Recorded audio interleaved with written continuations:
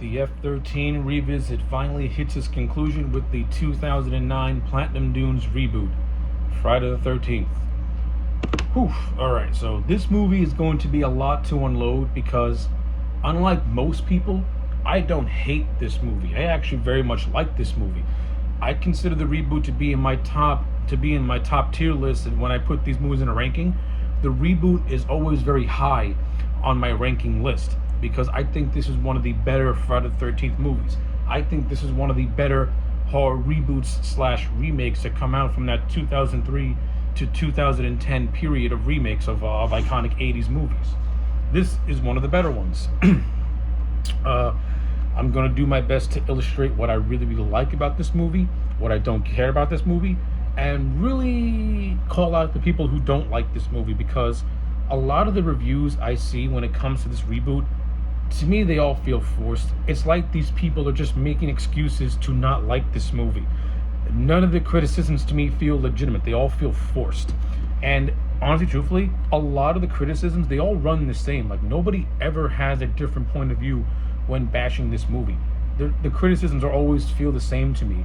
And that just tells me that, you're just finding excuses to not like this movie. I'm not saying you have to love this movie or like this movie, but find different aspects to criticize about. Not only that, this movie to me feels like a love letter to the Friday the 13th franchise. This is a greatest hits type of movie. Mark Swift and Damien Shannon, the writers of Freddy vs. Jason, come back to write this movie, and I gave them praise for FVJ and how they preserved those two franchises of Freddy and Jason respectively, and didn't do anything to tell us things that never happened or that were never there to begin with. They preserved those franchises and they managed to cross them over to relative success. And I think when it comes to this 2009 reboot, they take the best elements of the first four Friday movies, and they do, like I said, they do a really good job at creating a movie that is more like a greatest hits movie. And is it overly safe? Yes, it is. But then again, whenever Friday the 13th tries to go outside the box, it's always to varying degrees of success whenever Friday the 13th goes outside the box. Take movies like parts 8 through 10. They vary in quality, but overall, those three movies are the weakest of the entire franchise. Jason Takes Manhattan is a good concept, but nothing gets done with it, and it's just a fucking boring movie. Jason Goes to Hell. I know that over the years that movie has grown to be appreciated by the fan base. I still think it sucks. It overcomplicates the Friday the 13th lore. It tries to be too Halloween-like with the familial connection, and I just don't care for it. I hate it. And then you have a movie like Jason X. A movie like Jason X is like a movie like Jason X. You're either gonna like it or you're going to appreciate the absurdity and stupidity of it all. I appreciate the stupidity and absurdity of it all. I think as a Jason movie, it sucks. But as a campy, just, let's say, self-parody, it's entertaining for the most part. I think Jason X is a better quality movie when compared to Jason Goes to Hell and Jason Takes Manhattan. But that's not saying much. But what this movie did, that I think did very well, was go back to the more grittier, grounded look of the Friday the 13th franchise by going back to those first four original movies. And that's, to me, where this movie excels, is that it feels like a Friday the 13th movie. It feels like a modern update of a Friday the 13th movie. Are the characters in this movie memorable or good? Not really. The only one that really sticks out, who I think is actually pretty cool to follow, is the character of Clay, played by Jared Padalecki. His character is really more along the lines of a modern update of Rob Dyer from Part 4. Clay's whole story is that he's on the search for his sister, who is thought to have been missing. His sister Whitney is revealed to have been kidnapped by Jason. Now, when you watch the opening 25 minutes of this movie, that prologue before we get the title, which, by the way, the first 25 minutes of this movie is probably one of the greatest 25 minutes of any Friday the 13th movie put to film up to now. This movie's opening prologue absolutely kicks fucking ass. I love the first 25 minutes of this movie. If the rest of the movie was like this, I think this reboot would be remembered as one of the best would be remembered as one of the best in the franchise, and not a movie that you're either going to like it or you hate it. I mean, everything done right in the first 25. Everything in the first 25 minutes proves that Marcus Nispel, he knew what he was doing when he was making this movie. Now, of course, Marcus Nispel, he was the director of the TCM remake from 2003, a movie that I actually really like. And I like Nispel's directing in this movie. I think Nispel is really underappreciated when it comes to building tension and building suspense. Now, does he have the same talents as, let's say, a Steve Miner, a Tom McLaughlin, or Joseph Zito? No, he doesn't. I think those three are much better Friday the 13th directors. But I do think Nispel brings his own sensibilities to this movie to give it his stamp and give this film its own identity. And I like it. I like his direction for the most part. And like I said, the opening 25 minutes is fantastic, in which we see Whitney and her friends going to Camp Crystal Lake. We hear one of the friends give the brief history of Crystal Lake and with Jason's mom being killed by a camp counselor after Jason was thought to have been dead. Now, when you watch the original movie, Jason's drowning took place 20 years before the events of that first movie. In this one, it kind of plays it off as it happening maybe a year or two before Jason's mom went on her rampage in the 80s, because we see a young Jason in the woods watch his mom get beheaded, and he looks like a kid. He looks like a kid who survived his drowning. Now, it does raise the question, why didn't Jason seek out his mother after washing ashore at Crystal Lake? I don't know. The movie never explains that. It's just one of those things that you just got to give the movie in order to get the plot, in order to get the ball rolling on it. So again, it is what it is. Do I like it? Not really. I don't. I really don't like it. I mean, there's no reason why Jason didn't seek out his mother after he had washed up a sore after being thought to have been dead. Again, that's something the movie doesn't really explain. But that segues into Whitney and her friends and the things and all the events that happen with that, with a now grown Jason played awesomely by Derek Mears. Derek Mears is one of my favorite Jasons. Like, if you're gonna tell me make my favorite Jasons list, it's Kane Hodder, C.J. Graham, Ted White, and Derek Mears. And Derek Mears takes from those three Jasons and a little bit of Richard Brooker, and he melds those all perfectly. And hey, you even get a little Steve Dash in there as well. Like, Derek Mears takes the best elements of all the Jasons and he makes it and he gives his own little spin on it. Derek Mears' Jason is not the hulking Frankenstein. He is a brute force that is almost like Rambo in his approach. He has got a little bit of Sylvester Stallone in there. I love it. I think Derek Mears is one of the best modern takes on Jason, and I really wish that he would have got a chance to come back in a movie. Now, of course, we all know this was the final Friday movie to come out because the ongoing legal battles between Victor Miller and Sean Cunningham that put the series on ice for 15 long years. And even before the lawsuit, Paramount Pictures had came back into the game to make this movie, to join up with New Line. And these two studios, they don't know nor have any clue about this franchise in terms of when or when not to make movies. One of the stories that always puzzled me is that the reason why a Friday the 13th movie didn't get made, this was before the lawsuit, was because The Rings 3 underperformed. How can you compare The Rings to Friday the 13th? But we're not going to talk about that. Yeah, Derek Mears is awesome as Jason, and I do like how we get the many forms of Jason in this movie. Like, the first half, we see Potato Sack Head Jason, and it's fun to see. But once that second half starts, that's when he gets the hockey mask, and that's when he becomes brute force. It's time to go to work, Jason. And Derek Mears absolutely kills it. He destroys everyone in this movie, and he takes them out in very cool and creative ways. He also takes them out in ways that homage previous Friday the 13th movies, which I can appreciate and which I like. So yeah, Derek Mears as Jason, can't say enough, he's fantastic. Again, aside from the character of Clay, who played by Jared Padalecki, who is one of the better leads of a Friday the 13th movie, and I just like him as an actor. He's fine too. And the cast that surrounds him, they're decent as well. Like, Danielle Panabaker plays a character called Jenna, who kind of has a sort of liking for the character of Clay. She's in a relationship with a douchebag called Trent, played wonderfully by Travis Van Winkle, who plays a great dick, and he has a and of course Van Winkle's character has the infamous has the infamous girl scream when a guy crashes onto a car. He just lets out that yelp that makes you think someone kicked him in the nuts. And of course, he has a satisfying death as well when Jason finally gets his hand on him. Like, the entire movie does a great job at building up Trent as one of those characters who you can't wait to see Jason finally knock off. And when he does, you're satisfied by it.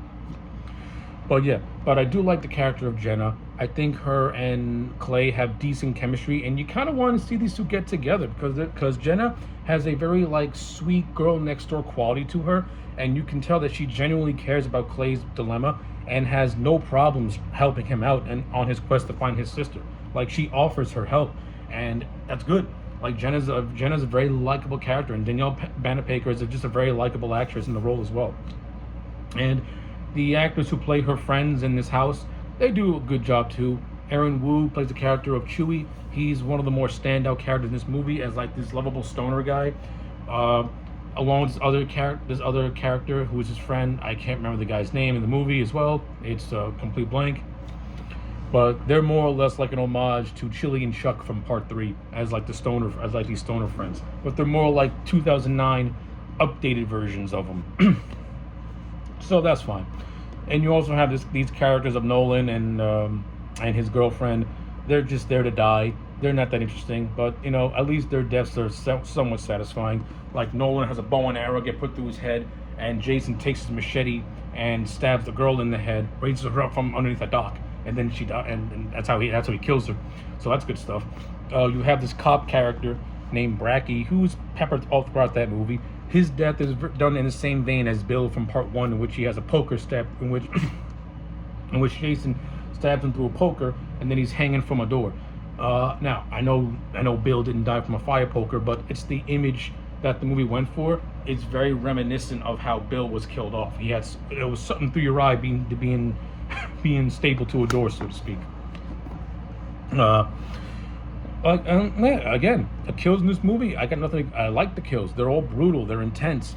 Like the way they had Jason knock these guys off. He did them in intense, brutal ways. There's this one scene that I really, really love. That's very, very tense. Is where one of the characters is hiding in a bathroom and Jason's in the bathtub, and he just strangles her. And it's such an intense, tight, directed scene. And it has a close-up of Jason's face, and you just see that his eyes with the hockey mask, just so dead and remorseless for what he's doing. It's good, great shit. I love it a lot. And then you also have the climax in which the brother and sister take down Jason. I think this is too much like Friday Part 4 with Tommy and Trish, but it is what it is. I'm not really a fan of killing off the Jenna character and the way they killed her off. I thought that I did not need that to happen because I like the character of Jenna. I understand what they were going for. They wanted it to be a shocking death, like this girl who was good all throughout the movie ends up dying, and she dies in a way that to me feels unceremonious. Like, they're crawling through tunnels, and the next thing you know, she gets stabbed, and then she's out of the movie. I wasn't overly thrilled about that. And then you get the character of Whitney, who's Clay's sister. So Whitney's whole thing is that in Jason's mind, she has a resemblance to his mom. Now, I understand what they were going for. They were trying to have Whitney come across like Ginny from Part 2, but it doesn't really work for me. So the thing with Ginny in Part 2 was that she had an understanding of child psychology, and that's what she used to get into Jason's head in order to survive his rampage in Part 2. The character of Whitney, she just has a locket with Jason's mom in it. That's basically it. And the fact that she has a resemblance to his mom. Like, they really tried to make this locket. They really tried to hammer it home that Whitney looks like Jason's mom, and it doesn't really work for me. I think this is the weakest aspect of the movie, is the character of Whitney and what they're trying to do with her. I do like the scene of Jason having flashbacks to seeing his mom get killed, and then he goes on a temper tantrum, that really this really hammer it home that this is not a supernatural Jason. This is Jason more or less back to his more human roots. So he's going to feel that rage. He's going to feel that anger. At the end of the day, Jason is still a little boy in a man's body who misses his mother, the only person that ever loved him and took care of him. So yeah, he's going to lash out. He's going to lash out in very violent ways. So you got, I mean, again, it's hit and miss. Some of it is okay, and some of it just doesn't work. I don't hate the character of Whitney, but I think she could have been. I think this whole part of the movie could have been written much, much better, because it's not like a throwaway thing. It's a big chunk of the movie. It's the whole reason why she's being held hostage in a way, like by Jason. I think they could have had a better way of approaching this. That's in my opinion. But again, when you get to the third act and the brother and sister attack Jason, you have a scene where Jason gets hanged, which is an homage to part 3 with Chris in the barn. So that was pretty cool. That was nice to see. And then of course we have what every Friday the 13th movie has. We think Jason is dead, but he rises up from beneath a dock and a final jump scare, which of course, again, the first 3 movies had those jump scare endings. This one is no different. We get a return to the jump scare ending. Like I said, the movie itself, it's a decent Friday the 13th movie. Is it perfect? No, it does have things I don't care about. I think the stuff with Whitney is very sloppily done. I think the first 25 minutes were too strong, and the rest of this movie kind of sort of does not reach that same intensity. You have moments where it does, especially when the third act gets going. But everything in the middle, it's hit and miss. Some of it is good, some of it is not so good. It's not horrible by any stretch of the imagination. It's decent, but it's not like, oh my God, this is like one of the greatest things I'll ever see. But in terms of preserving Friday the 13th and making a movie that feels like a Friday the 13th movie, I think Shannon Swift, along with Marcus Nispel, did a decent job.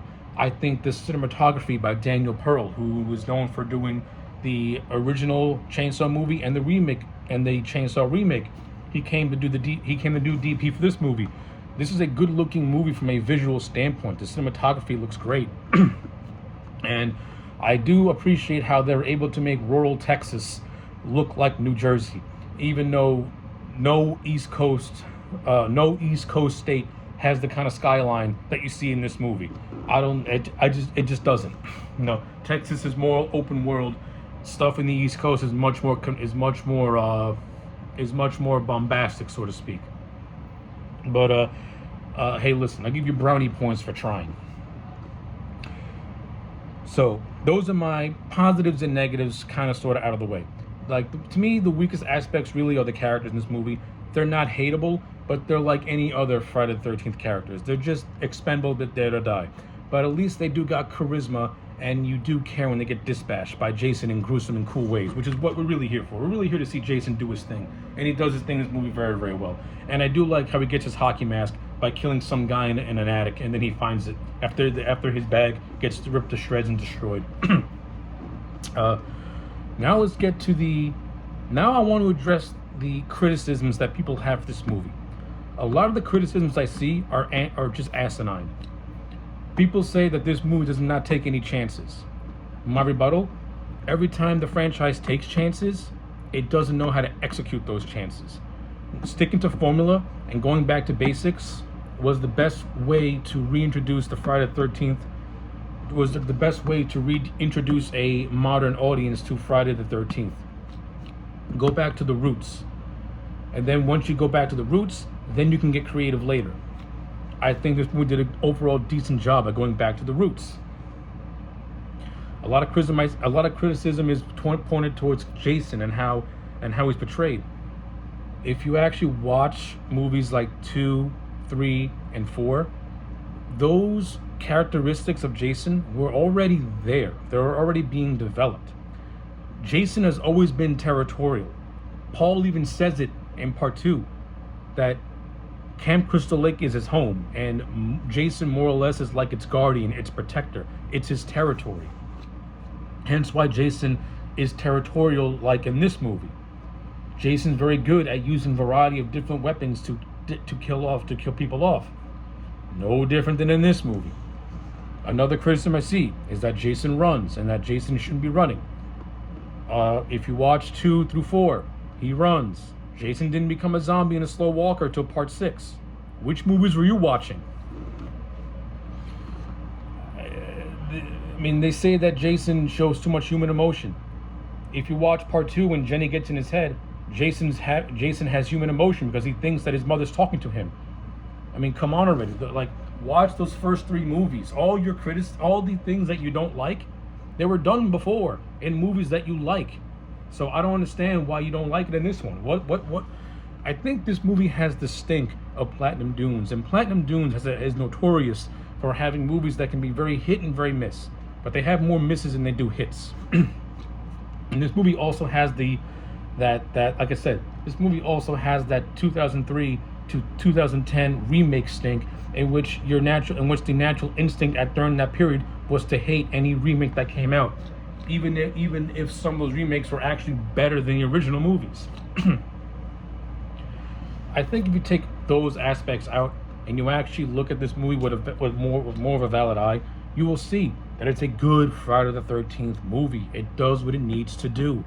And I'm tired of stressing that point out in this review. It does what it needs to do to be a good and entertaining Friday the 13th movie, which I think it is. I don't think this movie's boring. I think the first 25 minutes was maybe a little bit too good for its own good, and that the rest of the movie kind of sort of just doesn't really reach that level. But you still have a lot of good things in it that can keep you invested. You got a great Jason in Derek Mears. You have a good character in Clay Miller, played by a very charismatic actor in Jared Padalecki. That whole story of him trying to find his sister is good. You do have decent characters, I'm not gonna say all of them are bad, because they're not. Like, the character of Jenna is really good. The character of Trent's a good douchebag who you can't wait to see die. And then you have like little things peppered out all throughout the movie that pretty much give it a little bit of good points here and there. So, with all that being said, the Friday the 13th 2009 reboot to me is a solid 8 out of 10. I put this in my top 4 or 5 of best Friday the 13th movies. So yeah, that concludes my revisit of the F-13 franchise. I'm going to say this. It was exhausting, but it was a lot of fun going back and rewatching my favorite horror franchise of all time. The Friday the 13th movies have always had a special place in my heart because this is the franchise that more or less got me into horror when I was a kid. Jason Voorhees is and always will be my all-time favorite horror villain. I mean, come on. Part 4 right here, baby. All these movies may vary in quality, but the one thing you can never take away from them is that a lot of work were put into them, whether it was good work or bad work. People busted their asses to make these movies, but that should not shield them from criticism, especially hindsight, because in hindsight, some of these movies still hold up. Like, to me, 2, 4, 6, and for the most part number 7, those movies still hold up when you watch them today. But the ones that don't hold up, they don't hold up. As much as I do appreciate that first movie, it's really not that exciting. And I think my grade of a 7.5 was maybe a little bit too high, because that first movie is really between a 6.5 to a 7. But upon that first movie, a gargantuan franchise was built. And again, a lot of that credit does have to go to Sean Cunningham and Victor Miller. As much as I don't like those two in the present day, and how I feel like they're fucking the fans over by having this bitter lawsuit, it doesn't matter if Victor Miller owns the rights for Jason domestically and Sean Cunningham has the international distribution. It's the fact that these two grumpy old men can't come together to make money. They rather waste money in a courtroom instead of making money by releasing content for the fans to eat up. People like me are hungry to see Jason return. We saw the return of Michael Myers, but I want to see the return of Jason Voorhees. I want to see Jason come back, and hopefully one day he will. I know that A24 is working on a TV show, and hey, listen, I'm gonna watch it because I'm a fan, but at the same time, I don't want to see a TV show. I want to see Jason on the big screen where he belongs. So yeah, with all that being said, those are my thoughts on every single Friday the 13th movie up to this point, and my candid thoughts on the 2009 reboot, which I feel is very underrated and very underappreciated. So, with all that being said, let me know your thoughts in the comment sections down below. Like the video and subscribe, and give me your ranking of all the Friday the 13th movies. And if you want to include Freddy vs. Jason, go right ahead.